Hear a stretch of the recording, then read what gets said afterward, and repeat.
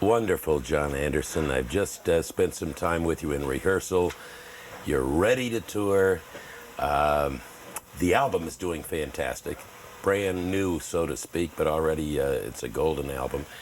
Brother of mine has set it all up, and now, well, you're ready to go on tour, and you're also just completed here in Pennsylvania a second video, so a second single. Is that true? That's true. You know, you got to get ready for the tour, which is it's half the side of the group. You know, the group is a very good recording band, but also a very important live show. Musically, the energy that each musician can contribute to a good show is really the essence of being a group. You know, you don't get together just to be a group and to make a few records and hope you have a hit. You make a group together to make music together, to go on the road. So this is our good times, because touring is really what it's all about. You have to perform every night, and at the same time, to promote the tour, we got a new single out called Order of the Universe, which is from the album, and things are looking good.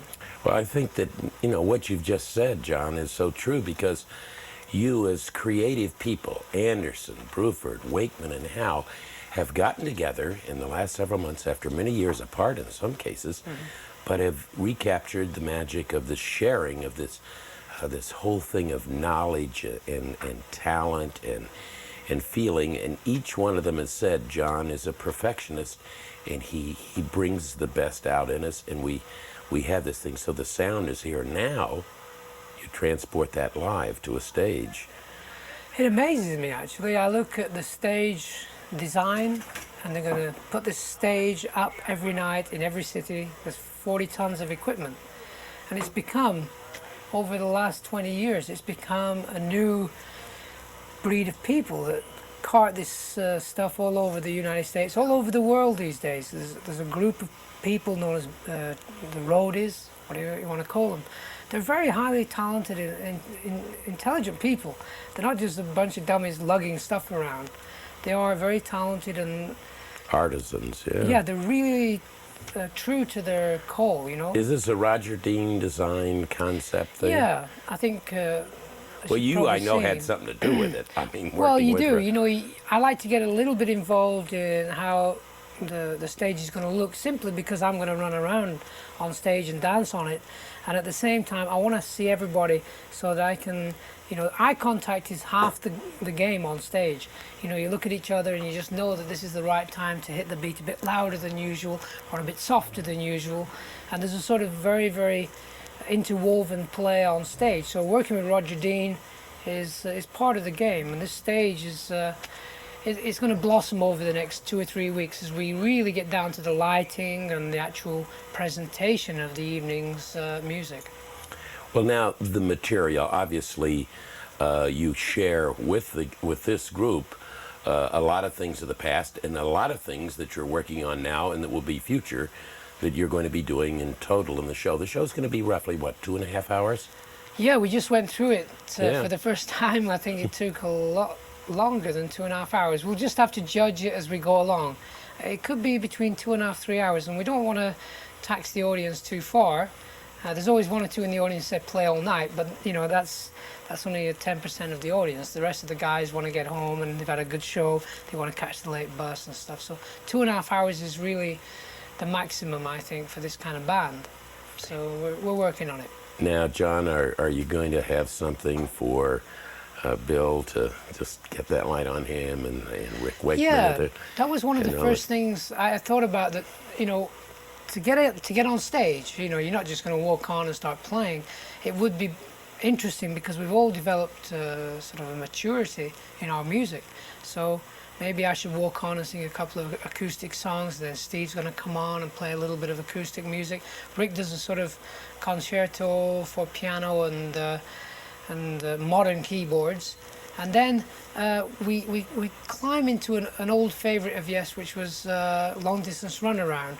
And out of that, Bill's going to do a solo out of there. So it's a very musical approach. We're not just going to bound on stage together and do it any other way. We've got to let the audience know that there are 4 parts to the whole of this group. You know, there's a major importance.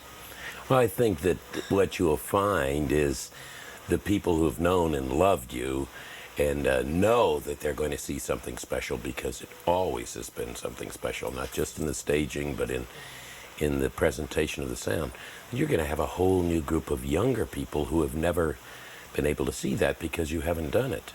And Yeah, they're going to be true. amazed. It's new. It's new for us as well. Yeah. So, if there's a younger audience, one would hope that the younger people that are going to come and see the show might have just caught us on MTV last week, might have heard the album played on your record show, your radio show, and it's just something you think, okay, there's going to be 20% of the audience maybe never seen the band before. It could be a new experience. Yeah, I think So it's going to be fun, because I'll sense that. I don't expect everybody who's going to come to know exactly who we are. I just hope that what we represent is a sort of a span of 20 years of our work together, some of the old songs we recorded, and of course some of the new music from the new album. Oh, John, they'll definitely recognize the older things, but I don't think they've had, the opportunity to see it. True. To hear it, yes. And so that combination of the orchestral and the sound approach to the beauty of rock of what you guys do is going to be a great new experience. And I know you must be ready. Everyone else has been talking about it, and now you've been rehearsing out in the country, and the tour is ready. It always comes, there's always about 3 weeks or a month before you start rehearsing, you say, come on, I wish we were rehearsing, I wish we were on tour. We're 3 days away now. It's like, it's come very fast. This last 2 weeks has been very fast, and we're ready. We're ready for the game. It's a big game to go out there and play to audiences all over the world, because it just doesn't stop in America. It goes on to Europe, the Far East, South America. In London to do any big shows, we just got used to doing them over here. And since then, you've got one in Brussels, Rotterdam, you got one in Paris, you got one in Rome, you got all over Europe. So the audiences are actually reacting like they see on MTV. Now they must go like crazy. And the last time we were in Scandinavia, the audience reaction was unbelievable, because they're usually quiet people.